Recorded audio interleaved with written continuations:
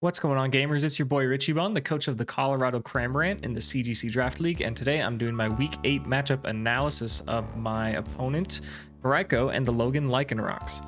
I am looking forward to this match. It's the last match of the regular season, and she has drafted a Rain team, which is going to be really fun to review and look at the strategies about. So let's just jump into it. Breloom is awesome. Really cool mon that's in the BDSP format that isn't present in the other Gen 8 formats. The main thing to worry about here is Spore. It gets 3 incredible abilities. Well, Effect Spore, I don't know if it's incredible, but it's good. Poison Heal and Technician are both super cool. I don't know if she's brought Poison Heal at all yet, but it's a legitimate option. A bulky, like, kind of Subseed Breloom with Poison Heal is a monster. Technician is great, right? I expect to see a set like Spore, Bullet Seed, Mach Punch, and like Protect, right? That's a set right there. Technician makes these moves just so much stronger, and like that attack stat 130, it's like the same as Salamence, right? Crazy. It's not very fast. That's his biggest weakness, right? But this thing has definitely run Scarf before in the draft league, so we got to be prepared for this. Spore is a nasty move, and there aren't many great users of it. So, Ludicolo, the quintessential rain attacker. It's got to be one of the best up there with Kandra. It gets fake out. It gets really good coverage. It's just a pretty bulky, decently offensive special attacker, and it gets fake out. That's going to be really good. I expect to see Swift Swim. I don't expect to see Rain Dish or own tempo. Swift Swim is something we just gotta keep in mind. Like, we're never gonna outspeed this, even with Swellow. Like, we'd have to do a Scarf, but even then, if this was like max speed, it might not be enough. So Swift Swim is just something we gotta deal with somehow. We'll figure it out. Crawdon is probably the mon I'm the most worried about. I am most worried about it because it just does obscene damage. Okay, its attack is lower than Breloom, sure. It gets adaptability, right? And adaptability increases the same type attack bonus to ×2. So it just basically makes it, like, all water and dark moves basically super effective. And then if they are super effective, it does even more damage, right? And then if you have the rain going and it's a water type move, it does an insane amount of damage. So this thing is like really nasty. There's no reason to bring Hyper Cutter into me because I don't have Intimidate. I guess I could bring Charm or something, but no, this is really scary. And furthermore, it gets Aqua Jet. You would think it'd be balanced by its kind of low defense. It's actually pretty bad HP, very bad special defense, that low speed, but that Aqua Jet just doesn't matter. And also, like, Trick Room is like a thing. I don't know if this team gets Trick Room. Actually, I don't think it does. But like, if I brought Trick Room or something, this is like gonna be hard to deal with. We're gonna have to be really good about our protects, our positioning, making sure we have answers to this, because it's a bit of a nightmare. Pelipper, the rain setter here. If it's coming, it has Drizzle. Just if she's breeding the rain mode, it's gonna have Pelipper without a doubt. It's pretty cool. You can run like Hurricane. Oh, it doesn't get Weather Ball in this game, but just like a water move like Brine or Scald or something. I don't know. It does supportive things. I think it gets Tailwind in this game. It does. Speed control support, pretty decent damage. It's not that it's a special attack is good, but it's just it's high base power moves, right? Like Hurricane. So this is good mon, a good support. It's probably gonna have Focus Sash. It's just a good mon. Zapdos is amazing. I'm sure everyone is aware of that. I'm pretty sure it only gets static in this game, which is something I'll have to be careful about by physical attackers. It is a little sad compared to Sword and Shield because it gets no special flying type moves. So it lost Hurricane, which would be amazing on this team because it's a rain team, so Hurricane would always hit. So I can pretty much expect that it's either going to take a physical move like Drill Peck, or it's just going to have electric moves, right? So I think that kind of makes it a little bit easier to deal with, but I mean, it's still freaking Zapdos. Like, look at those stats. Ridiculous. So Zapdos is something I'm certainly worried about, and I definitely have to bring some answers to because it's only weak to Rock and Ice, and I don't really have a whole lot of Ice going on, and I have access to Rock, but we'll see what I decide to do. Armaldo, I love this mon. This is probably my favorite mon on this team. It's one of the few Pokemon that isn't water type that gets Swift Swim, so that's really neat. It's a really cool flex option, and furthermore, it's slow. So again, like as a Trick Room answer sort of deal, it's similar to Crawdon in the sense that you could just run it slow and it could just be really powerful. Great attack, great defense, pretty decent bulk all around, and Rock and Bug is a really unique offensive combination and defensive. It's actually great defensively. Rock is usually like a downside to have on a type, but Bug might be its best possible partner. They complement each other super well. So this is a mon that I respect a lot. I like it a lot. I'm not sure if it's coming into me. I don't really know, but either way, I think it's just cool. Here's Marowak. I don't know if Marowak has come yet. I think it was selected because it's a strong physical attacker and it has a Lightning Rod. So it could totally come to me because I have Magnezone. What's unique about it is that, kind of like my Rhydon, it gets a ground move that is good, that is an Earthquake, so you don't have to worry about fighting around your teammates. You can use Bone Moraine, single target.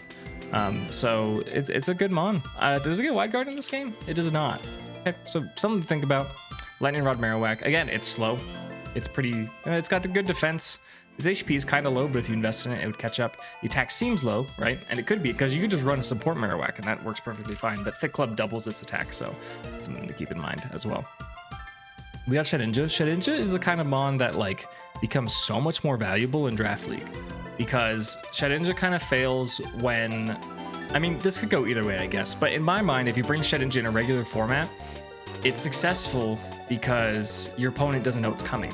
Right, and so like if you just eliminate the answers to Shedinja, the things that can hit it for super effective damage, then it's kind of an auto win con, right?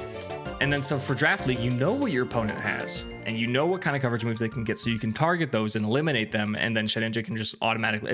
It's the only Pokemon that enables a new win con. Remove all the mons that it's weak to, and you just win automatically, right? So I mean, there's no safety goggles in this game, so you can still bring Hail or Sand into it and just feints, but. This is really interesting. This might also be the most potent mon to never bring to a game, just to sit on the bench, because your opponents have to prepare for it for the reasons that I said, that, you know, you just have to have an answer to it or else you could just automatically lose. Very unique kind of way to play. I don't know if this has hit the field yet, but I wouldn't be surprised to see it, because it's really good, and I think it's actually pretty good in my team. I don't have a whole lot of rock damage, ghost damage, bug damage, or dark damage. Fire damage, not bug, I didn't mean bug. Flying, I have a good amount of flying. I have enough stuff for it, but it's risky. It's risky. I think it can be supported with stuff like Will-O-Wisp, yep. Something to look out for.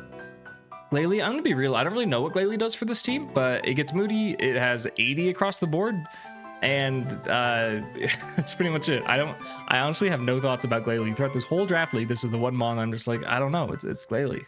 it's just what it is. I have no particular thoughts about it. I'm not really sure if you can do supportive things with it.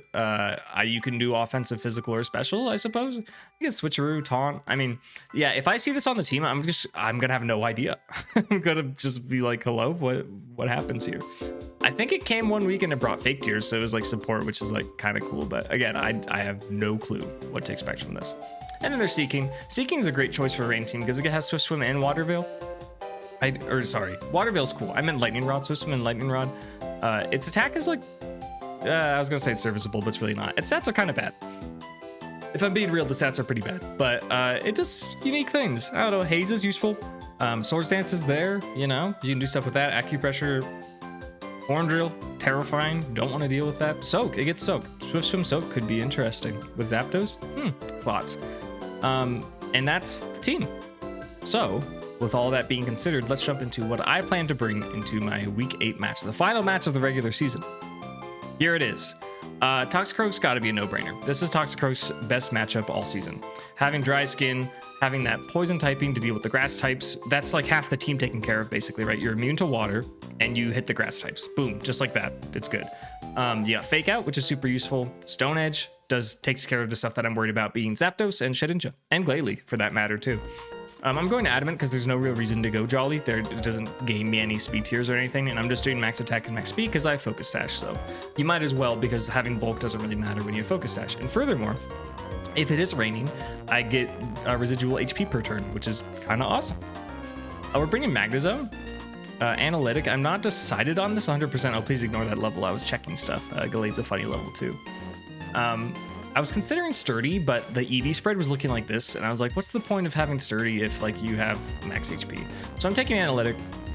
Thunderbolt, Flash Cannon, Thunder Protect. I mean, I'm gonna hit most stuff with Thunderbolt. Flash Cannon is probably my best answer to Armaldo. I don't have a lot of great moves to hit it besides that, and I think this walls Armaldo pretty well. It could take a ground move, but I'd be surprised to see it. And Thunder I'm taking because I could take Volt Switch or something, but it's probably raining, so I'm gonna use Thunder. I'm doing Magnet because Life Orb is taken by a different mon, and again, I'm probably just gonna be clicking electric moves most of the time, and this Thunder with Analytic and Magnet is gonna do a lot of damage, even when I'm not fully invested. Swellow has a good matchup here. It struggles with the speed control aspect of the rain and the fact that Pelipper can set Tailwind, but if I save it for like a late game cleanup or like an early game thing before they get their speed control going, I think it's pretty good. It hits most of the team for good damage. I think Armaldo is the only resist, I believe. And Brave Bird helps connect into that Shedinja as well, with minimal recoil because it only has 1 HP. It's probably going to be sashed, right? But I think this is a good mon. I think it has a good matchup this week, and I'm excited to bring it. Meganium. We're breeding Meganium. I think Meganium is excellent into the 2 grass types. Just having a bulky grass type to answer those grass types is great. I'm going max special defense because the main reason I want Meganium is to deal with Zapdos. And again, Zapdos could take Drill Peck, but I don't think it's going to be doing that much damage. I might be upset. I might get that wrong. I don't know. We're doing Energy Ball just for our default move, Ancient Power, because it hits Shedinja and Zapdos, which is great. The main idea here is Leftovers, Leech Seed, Protect. I just wanted to sit on the field in front of Zapdos, and Zapdos has been taking Substitute a lot of weeks, and get those seeds on before it subs, then we're good. It's going to be pretty easy to stall out because it's going to be, you know, making Meganium get HP back, and it's just going to work out. So I'm believing in Meganium a lot this week. We're doing Physical Blastoise. This is probably the spiciest set this week, but I don't think Special is really what I want. So for that reason, I mean, Blastoise's attack stats are only 2 points apart, if my memory serves correctly. And I want the rock coverage, and Blastoise doesn't get any rock moves that on the special side, so I just was like, yeah, I'll go physical. If it's raining, or even if it's not raining, against everything that isn't the grass types or Zapdos, this does really well. It hits Armaldo super well, and it's bulky too. That max HP and Blastoise is naturally pretty good bulk, is going to help out a lot. Aqua Jet and Fake Out are going to be super handy. I'm just, you know, the priority from Fake Out. We have 2 Fake Out mons on the team, and then Aqua Jet if it's raining. Even if it's not raining, it's going to be doing good damage. I am taking Rain Dish. That's going to counteract the Life Orb a little bit, which is super handy. And because again, it's probably going to be raining. If it's not, it's whatever, it's fine. This Torrent might not have even come to play that much anyways. We'll see. When the match happens, I might take that back. Last but not least is Glade. We're doing Lumberry Glade. This would be safety goggles if that existed, but I think Lumberry works too because maybe I get paralyzed by Zapdos or something. I could see Glade switching into Zapdos because it has a really good natural special defense. So if it wants to tank a Thunderbolt, boom, there it is. Like, you know, if Breloom doesn't come, but this is really here to duel Breloom, right? Glade can come on the field against Breloom. Breloom tries to put it to sleep, but uses Psycho Cut, and it's gone. It has Drain Punch because just these 2 stab moves are pretty good into the team in general. Rock Slide because Shedinja, but also like Armaldo and Zapdos. Last but not least is Trick Room. I think that if I end up feeling overwhelmed with Swift Swim or Tailwind, I think it's important that I have this Trick Room option here. My team isn't like that fast. I'm max speed on Toxicroak, but like if they set Tailwind, I mean, it underspeeds their Swift Swimmers by default, right? I could have gone the avenue in this game like I did, I think, in week 2, where I brought Sunny Day on a Mon or 2, but I think I'm better off this since this is so committed to rain, and like a bunch of Mons can take the rain TM in anticipation of me taking Sun or a different weather. I think I'm better off just letting it happen and just taking advantage of it myself, like I am with Toxicroak, Magnezone, and Blastoise. So that's the rundown. I hope you enjoyed it. Please leave a like and a comment. Let me know what you expect for the match. Let me know what you're excited to see. Which of these Mons would you change their set about? And the battle should go live tomorrow, and that's the final match of the regular season of the Draft League. After that, it's playoffs.